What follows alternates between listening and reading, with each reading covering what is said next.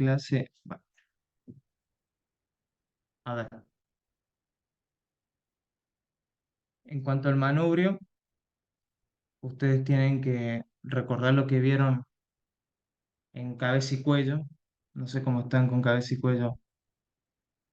Espero que se acuerden algo. Va a tener dos caras. La porción alta del esternón va a tener una cara anterior, la cual va a presentar una serie de crestas que van a ser las correspondientes a la inserción del músculo esternocleidomastoideo. No sé si se acuerdan. Uy, justo en negro lo hice. A ver. El músculo esternocleidomastoideo es uno de los músculos del cuello y va a permitir también la respiración forzada. Va a elevar las costillas y va a permitir que se insuflen los pulmones.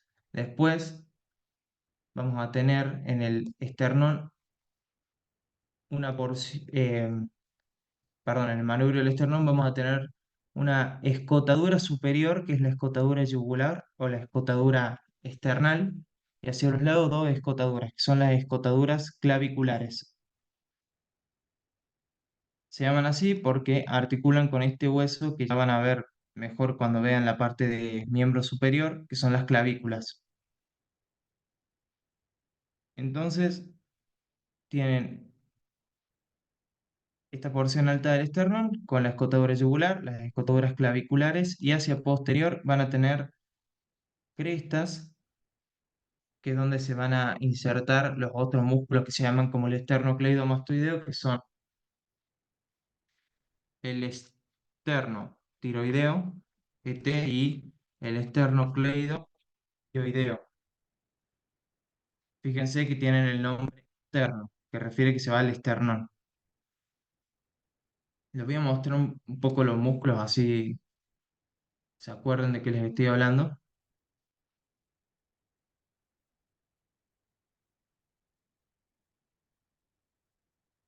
A ver, ahí sería. Este, por ejemplo, del esternocleidomastoideo.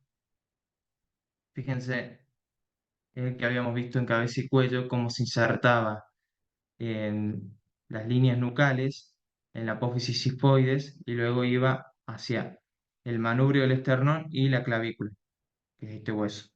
Bueno, la función del esternocleidomastoideo, además de las que ya sabemos que sería permitir eh, bueno, que sería permitir la rotación de la cabeza, la inclinación, como este ejemplo que estamos viendo, es elevar las costillas, tira del esternón, tira las clavículas y permite la respiración forzada, el esternocleido. También los escalenos. Acá pueden ver que estos son los escalenos. No sé si se acuerdan de los músculos del cuello. Estos también se acuerdan que están insertos en la primera costilla y en la segunda. Bueno, al contraerse, tiran de las costillas, permiten la respiración. Lo mismo con los pectorales, que los vamos a ver, los serratos anteriores. Y acá no estarían, pero los externos tiroideo y eh, el esternotiroideo y el esternocleidomastoideo, que son estos músculos que se ven acá, el esternotiroideo, por ejemplo, también se insertan en la cara posterior. Acá se ven las inserciones, en la cara posterior del manubrio, del esternón, también llamado mango. Después, el esternón va a tener otra porción que es el cuerpo. El cuerpo va a recibir la inserción de un músculo que es muy famoso, que lo conocemos todos, que es el pectoral mayor, que directamente muchos le llaman pecho. Cuando van al gimnasio que les hace trabajar pecho, bueno, es el pectoral mayor. Este músculo, que ahora estamos con óseo, así que no lo vamos a ver muy a profundidad, pero bueno, en un rato lo vemos mejor, se va a insertar, va a tener forma de un triángulo, ¿no? Y la base del mismo se va a insertar en todo lo que es el esternón, en la porción superior, o sea, en el manubrio del esternón o mango, después en el cuerpo, y se va a insertar en un hueso que ustedes no conocen y que se los toman les toman muy bien la inserción esta y suele confundir, que sería el húmero. El húmero, el húmero tiene este hueso, es el hueso del brazo, tiene una porción, que es lo que está marcada acá en gris, que es la corredera bicipital. La corredera bicipital se llama así porque es por donde pasa el tendón de un músculo que todos conocemos también, muy famoso, que es el bíceps. ¿Vieron cuando van al gimnasio y las hacen hacer bíceps levantando pesas? Bueno, en el borde externo se va a insertar el esternocleidomastoideo. Así vayan viendo más o menos las inserciones. Entonces, cuando tire el, el pectoral mayor, perdón, les dije esternocleidomastoideo, no, se va a insertar el pectoral mayor, ¿no? Que va a ir desde el brazo al esternón. Cuando tire el esternón de su porción central, va a hacer que se vayan formando crestas. A medida que los músculos van tirando, van formando crestas. Los huesos no son inmutables, son estructuras que se alteran por por las distintas acciones que realizamos a lo largo de la vida. Entonces, si se trabaja bien por ejemplo, el pectoral mayor, se va a terminar formando crestas muy marcadas, que las vamos a poder ver en el hueso. También el cuerpo no solo tiene las inserciones del pectoral mayor, sino que tiene, a ver, tiene lo que son las crestas transversales, que acá no se ven, pero pueden imaginarse que son más o menos así, de esta forma. Son crestas que están en forma horizontal, transversas. Estas crestas surgen porque originalmente se formaba de varios centros de osificación, de varios puntos de óseos que se van uniendo y va quedando de forma irregular. Entonces, esto les va a permitir orientar bien al esternón, porque el esternón, al ser un hueso medio y asimétrico, van a tener un problema por ahí en orientarlo. Por ahí les van a decir cuál es la cara anterior del esternón, que generalmente está articulado, no suele estar solo el cuerpo, ¿no? Acá estaríamos viendo solo el cuerpo del esternón. Bueno, es muy fácil porque la parte anterior tiene las crestas transversales y además tiene la parte de la inserción del esternocleido, perdón, del pectoral mayor. Hacia los laterales del cuerpo tenemos esto que son las escotaduras condrales que van a recibir los cartílagos de las costillas. Serían las costillas.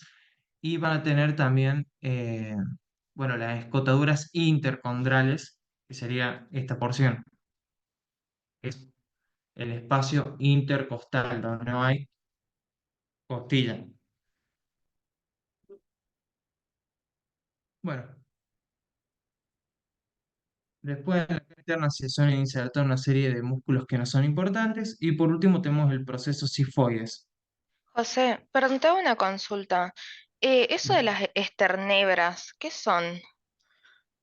Las esternebras son puntos de osificación. Ustedes van a primero, la mayoría, y no saben bien de histología porque no tuvieron, pero los huesos son,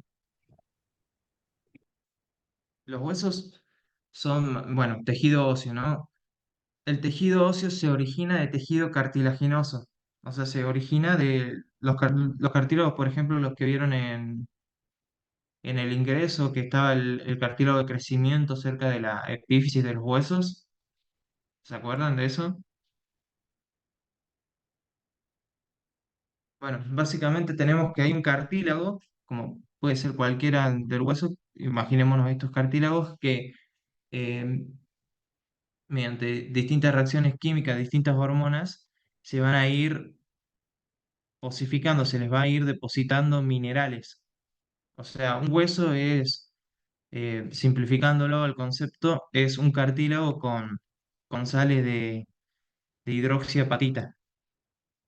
Entonces, cuando estamos en desarrollo, cuando somos todavía un feto, vamos a tener no un esternón de hueso, sino un esternón de cartílago, que va a ser eh, como si yo te dijese, no sé, esta porción cartilaginosa de las costillas. A ver, esto sería cartílago costal.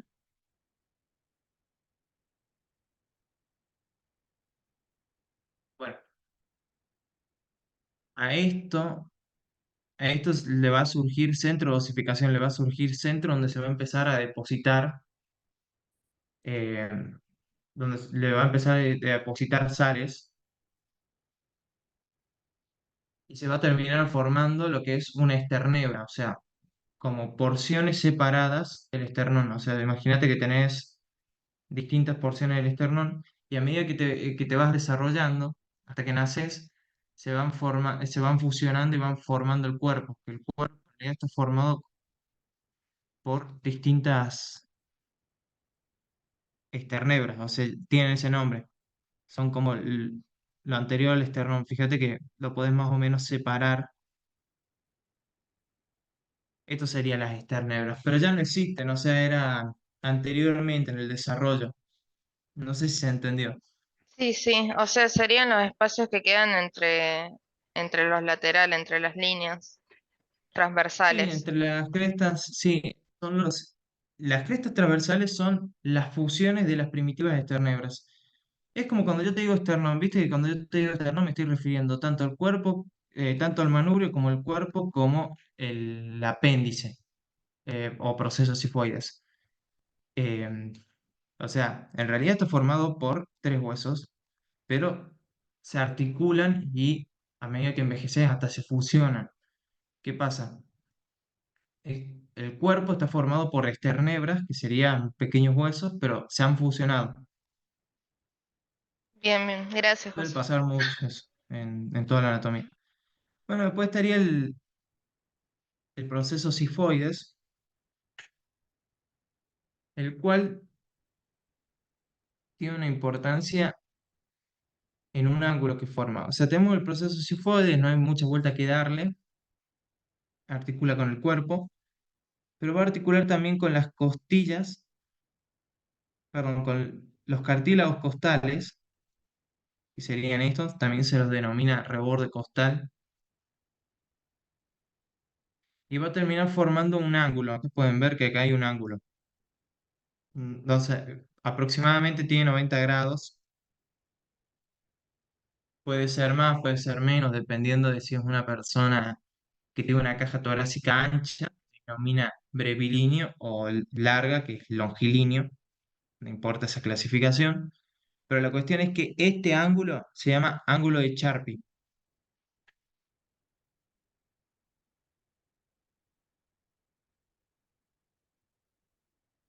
Escribí horrible.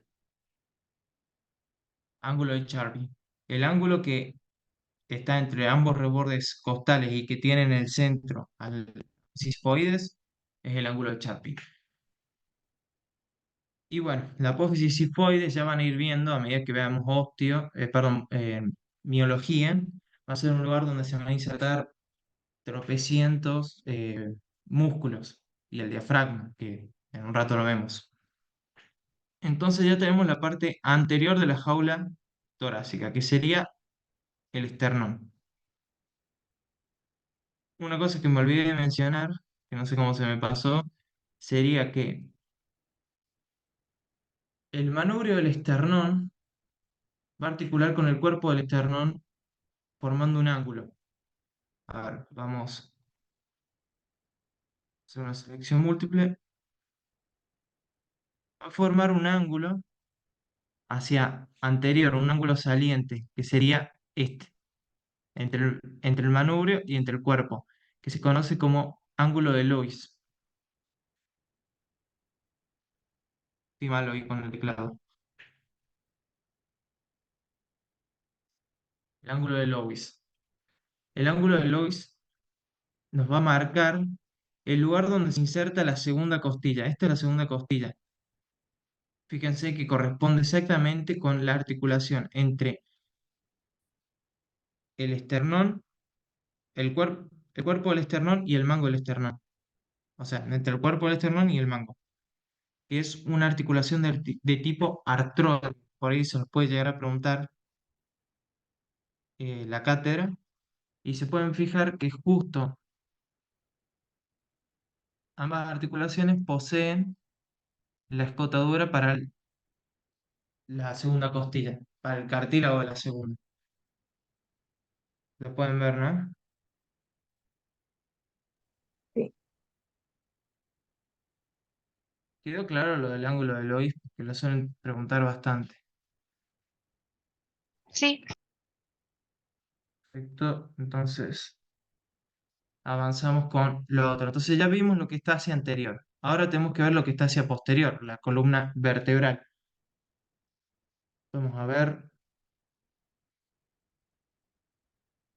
Bueno, esto es la columna vertebral. Nosotros vimos hasta ahora la parte cervical.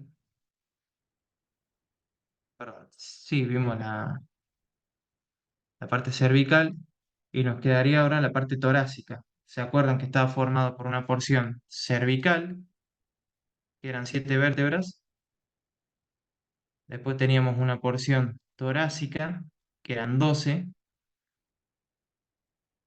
se más o menos hasta acá calculo. Y después teníamos 5 lumbares y por último el sacro y el coxis. Eso es como se divide la columna vertebral. No sé si se acuerdan de la última vértebra cervical, que tenía un nombre en particular, ¿alguien lo quiere decir?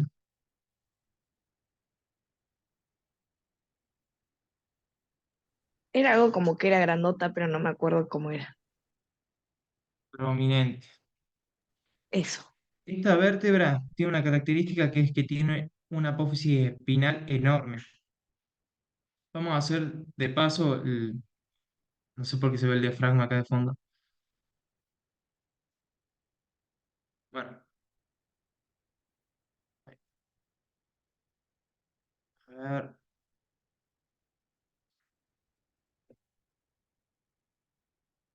ver, voy a volver hacia atrás que...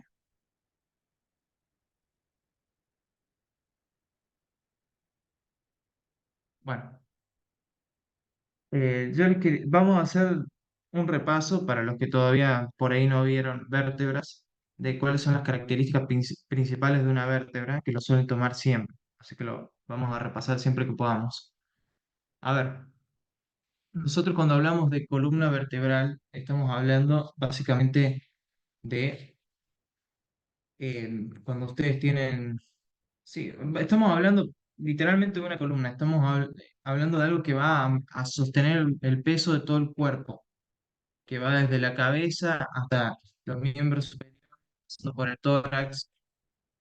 O sea, tiene que tener un lugar donde absorba cargas. Ese lugar que va a absorber cargas tiene forma de cilindro y se conoce como cuerpo vertebral, que es lo que tienen acá en color naranja. Esto del cuerpo vertebral. Lo pueden ver, vertebral body.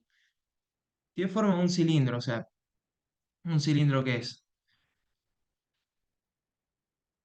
como un cuadrado pero con forma circular. Bueno, es así, como un cubo, pero con forma circular.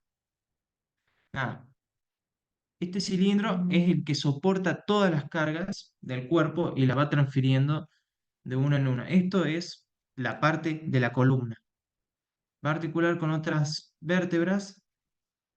Ahora vamos a hacer zoom. Eh, Va a articular con otras vértebras este cilindro. Tenemos esto, a través de lo que es el disco intervertebral. Fíjense que acá tenemos esto que recibe la carga, lo pasa a la otra vértebra a través de un amortiguador que es el disco intervertebral y así sucesivamente. Después vamos a tener hacia atrás, adosado con forma de anillo, lo que es el anillo del raquis, el anillo del conducto raquídeo. Fíjense, tenemos un foramen, que es el foramen raquídeo. Voy a elegir otro color así se ve mejor. Entonces tenemos un círculo, un foramen en la mitad, que es el foramen raquídeo,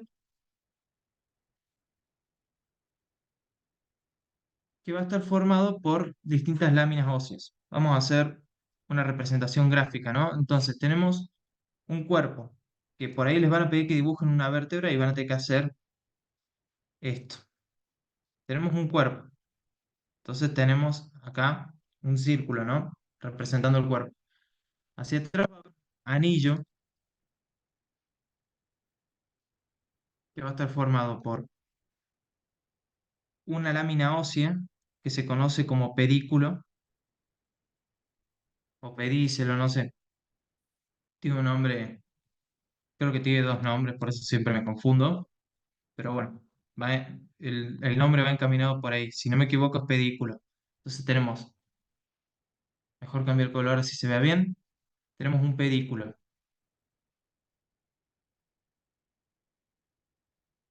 Ese pedículo va a contactar con otra lámina. A ver. Che, perdón que voy a tener que moverlo. El dibujo lo hice muy hacia un lado. Espero no haberlos perdido. A ver, ahora me organizo mejor. Entonces tenemos un cuerpo,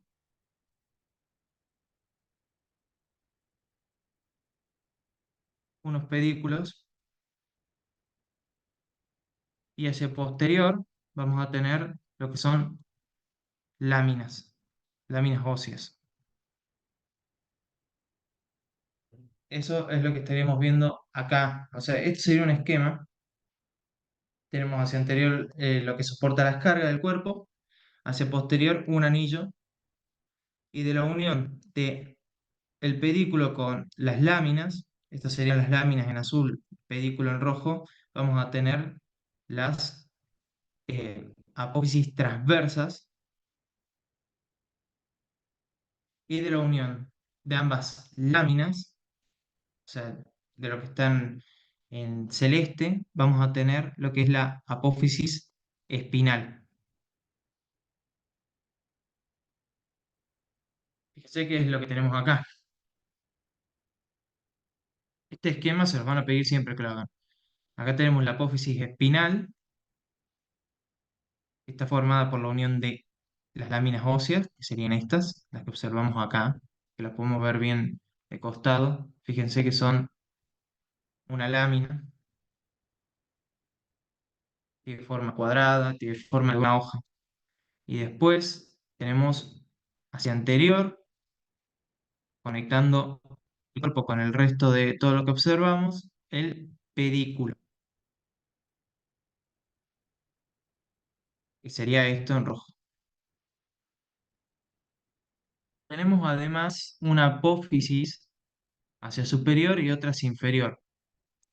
Estas apófisis son las apófisis articulares.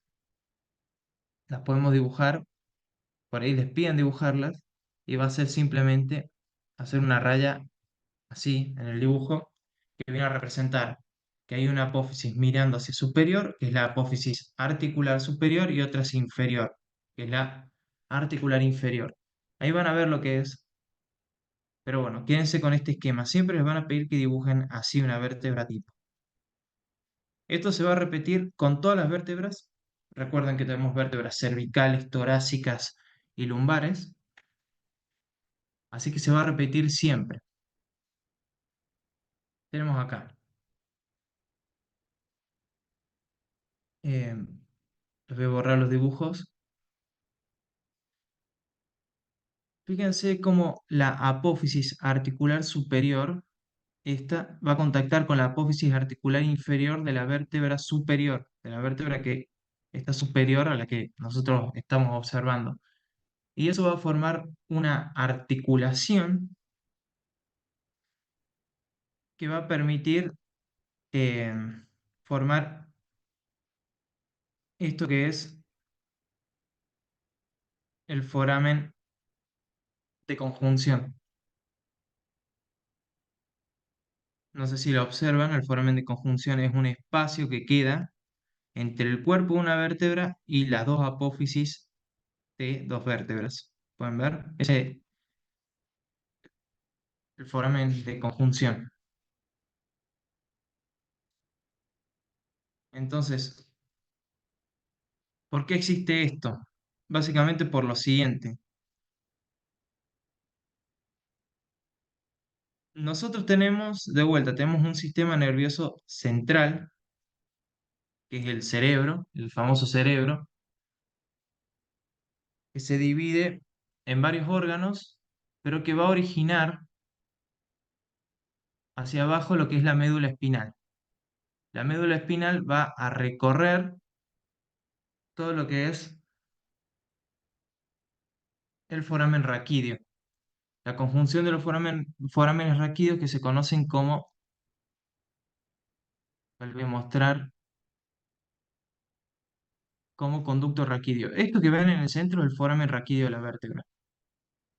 Entonces, por ahí pasa la médula espinal y a nivel este foramen, que era el que les dije que se formaba entre una vértebra inferior y las apófisis articulares, va a ser por donde va a enviar los nervios hacia la periferia, los nervios raquídeos. No sé si se acuerdan. Para ahí las estoy mareando. Díganme si no No, estoy bien, se se entiende No, bien. está acuerdan. bien. Bien. Entonces, esto del foramen de conjunción. Creo que tiene otro nombre, después se los mando por el grupo. Pero si nosotros vemos ahora el atlas y ponemos todo el sistema nervioso, fíjense que los nervios, ahí, ahí, los nervios van a salir por efectivamente los forámenes raquídeos. Fíjate, acá hay un nervio que es la rama, bueno, que sería la rama, una rama de los nervios que sale por acá, justamente por el espacio delimitado entre una vértebra y otra.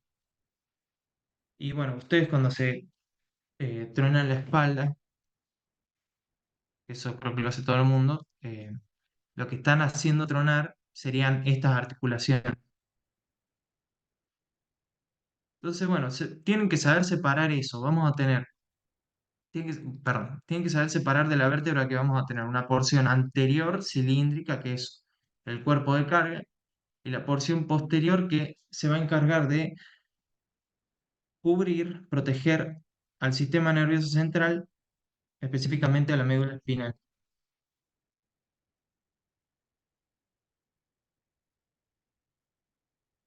Bueno,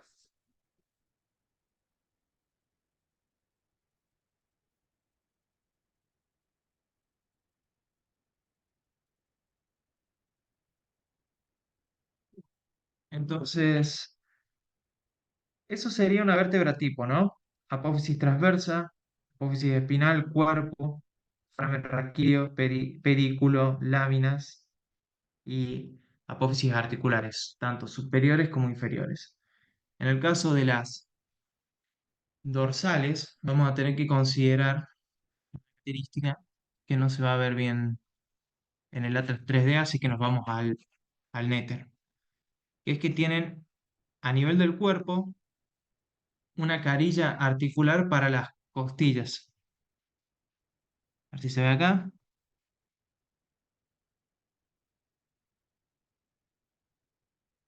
Bueno,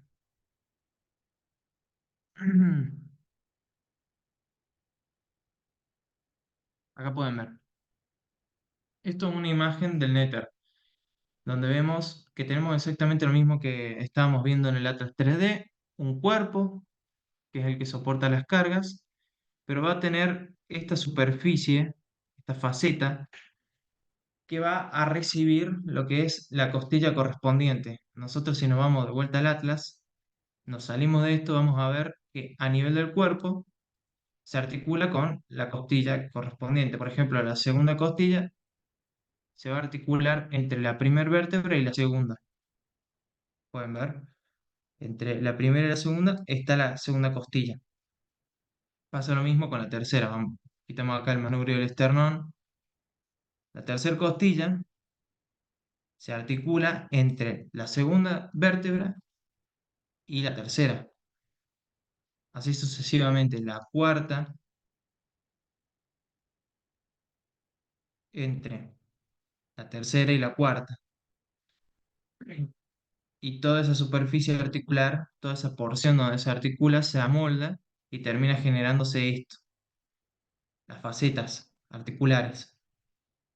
Vamos a tener una faceta articular superior y una faceta articular inferior, porque las costillas se articulan entre dos vértebras.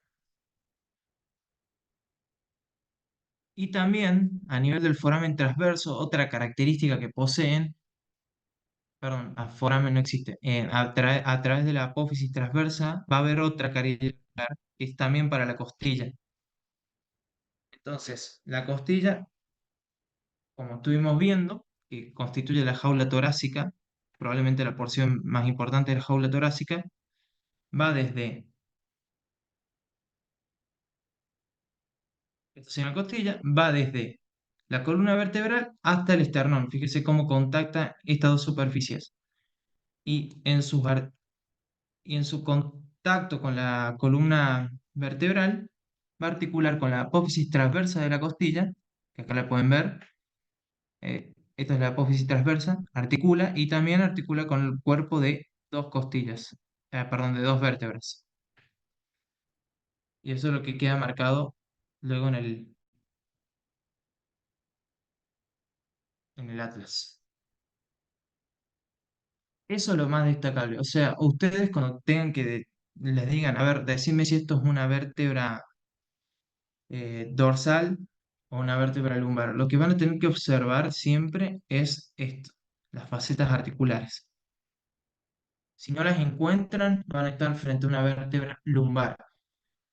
No sé si alguien se acuerda del primer parcial que era el que nos hacía distinguir una vértebra cervical, una vértebra del cuello. ¿Qué Que características las tenía? apófisis estaban bituberculadas, el foramen Ujú. raquídeo era triangular, Sí. la apófisis espinosa era más recta, Te falta una que es la más obvia, el foramen vertebral eh, o espinoso, no me acuerdo el nombre, transverso. donde pasaba Ahí les voy a mostrar, por si alguien no se acuerda. Vamos a ver. Bueno,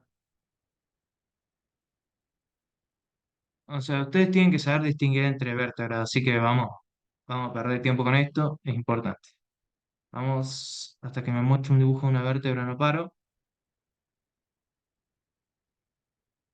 Ah, de paso, los que son nuevos, que sepan que tienen el Nether, este Nether de Atlas en el Drive, para que lo puedan ver.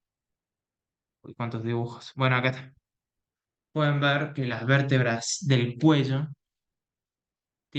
siguen exactamente la misma línea. O sea, tienen un cuerpo, una apófisis espinosa, apófisis transversas y un foramen raquídeo, pero las apófisis transversas tienen un foramen, que es el foramen transverso.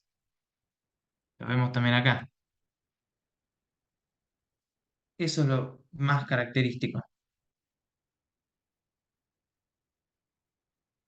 Entonces, volviendo a la vértebra torácica o dorsal, lo que se va a destacar es la presencia de las facetas articulares. Y justamente lo que te marca acá, en el atlas, te marca en verde la faceta costal superior y en amarillo, pero está en verde, en celeste, sería la faceta articular costal inferior. Bueno, ahora yéndonos al elemento más importante, tendríamos las costillas.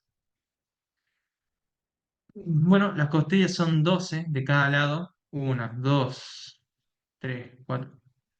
5, 6, 7, 8, 9, 10 y hacia posterior 11 y 12. Fíjense que las últimas dos no articulan con el esternón, se quedan a medio camino. Bueno, ni a medio, del 10% del camino que tendrían que recorrer. Por lo tanto, estas últimas costillas se las llaman costillas flotantes, estas dos últimas. Y tenemos en ambos lados, ¿no? Entonces, si tenemos 2 y 2, tenemos 24 costillas en total. Las últimas dos o últimas cuatro, si contamos la del lado derecho e izquierdo, son flotantes. No contactan con el esternón. ¿Qué función cumplen? Protegen a los riñones. A esta altura están los riñones. A ver si... Bueno, está mal este dibujo, no están tan abajo, pero bueno, protegen a los riñones. Eh, Esas son las que se sacan o no, los que se operan. y se la sacan para tener más cintura. Después cuando veamos diafragma van a ver medio jugado hacer eso. Pero, pero bueno, básicamente, segunda, cuando ustedes hablen de costilla, ¿qué van a tener que decir? A ver, no me deja separar las costillas. A ver, justamente agarré una costilla que no era común. Bueno, ahí está. Las costillas pasa al igual que las vértebras. Son huesos muy parecidos, por lo tanto vamos a tener características generales y características particulares. Lo primero que es para todas, que se aplica para todas, es que son huesos planos, no largos, no se vayan a confundir.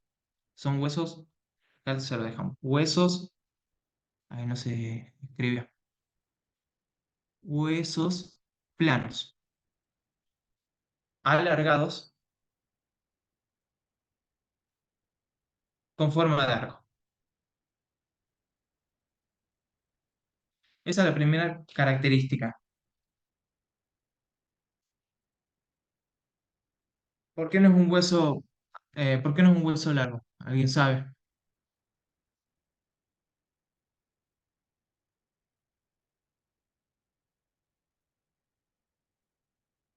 Bueno, no es un hueso largo porque los huesos largos tienen otras características. Tienen primero, a ver, este es un hueso largo. Tienen primero una epífisis, que sería una porción gruesa, superior, que se llama proximal, y otra más hacia posterior, más hacia inferior, que se llama distal, y todo un cuerpo, que es la diáfisis. O sea, tiene otras características. Acá no vamos a tener eso, vamos a tener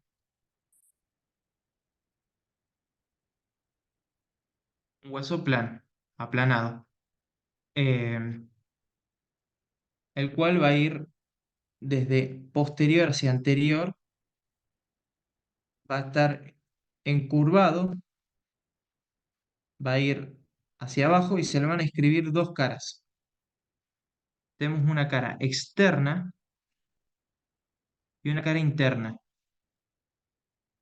La cara interna tiene esto que se ve en azul, que sería el arco, perdón, el arco no, sería el canal infracostal o canal eh, costal, por donde pasa el paquete nervioso de las costillas, que son, eh, que la memotecnia es van, que son venas costales, arterias intercostales y nervios intercostales. Todo intercostal.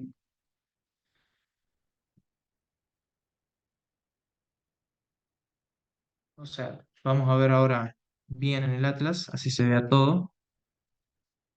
Ponemos el sistema nervioso y el sistema circulatorio. Tenemos el esternón y acá podemos ver como en la parte inferior de las costillas tenemos vena, acuérdense, van de vena, A de arteria, arteria intercostal, y nervio intercostal. Se va a repetir en todos lados, en todas las costillas, acá de vuelta lo mismo, vena, arteria, nervio, y va a ir labrándoles un canal, que es el que observamos.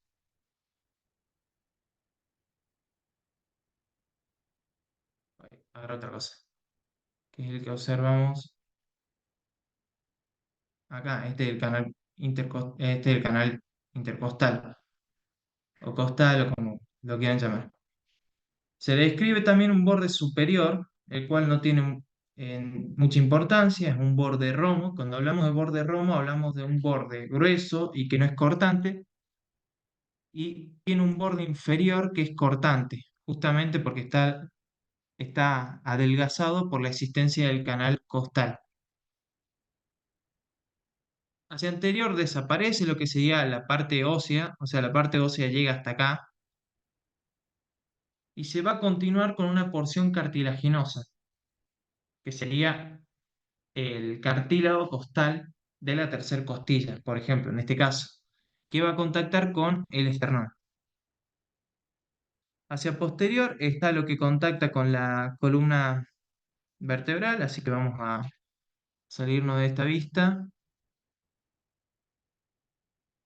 Entonces tenemos la costilla que llega hacia anterior y se continúa con un cartílago, y hacia posterior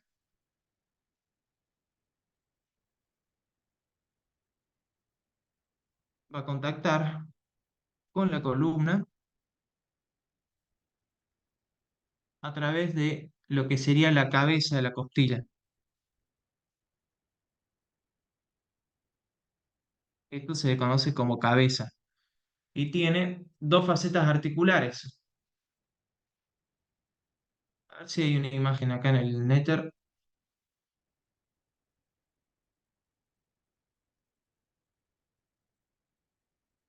Bueno, ya terminamos de ver óptio, les doy 5 minutos de recreo y vemos directamente diafragma y pleura y mediastino.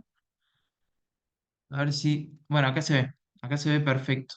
Fíjense que tenemos una cabeza que tiene dos facetas articulares para las dos vértebras. Si se acuerdan, contactada con dos vértebras. Tenemos una vértebra acá, otra vértebra acá, entre medio del cartílago intercostal. Y entre donde esté el cartílago intercostal estaría esta espina, por así decirlo, que sería el vértice de la cabeza, que es lo que contacta con el disco intercostal. A ver si hay una imagen que se vea bien. Bueno, acá más o menos se interpreta lo que estoy diciendo.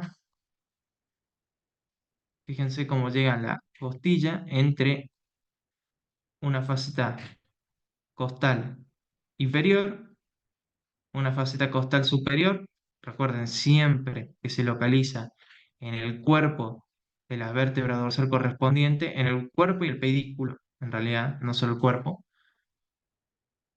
Y va a contactar no solo con los cuerpos, sino con el disco intervertebral, la costilla. Entonces, por eso tiene esa forma en la cabeza. Tiene dos facetas. Después va a tener un tubérculo, o sea, va a tener otra prominencia ósea que va a estar unido a la cabeza a través de lo que es el cuello.